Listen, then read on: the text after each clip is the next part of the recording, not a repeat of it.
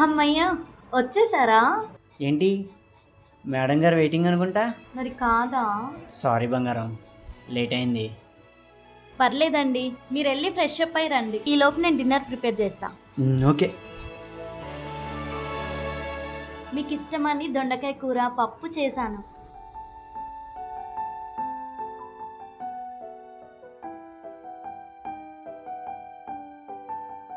బంగారం, ఈరోజు నా శాలరీ హైక్ అయింది బంగారం. అవునా? కంగ్రాచులేషన్స్ అండి. నీకేం గిఫ్ట్ కావాలో చెప్పు. మీరే నా పెద్ద గిఫ్ట్ అండి. మీరు దొరకడమే నా అదృష్టం. నాకు ఇంకే గిఫ్ట్ వద్దు.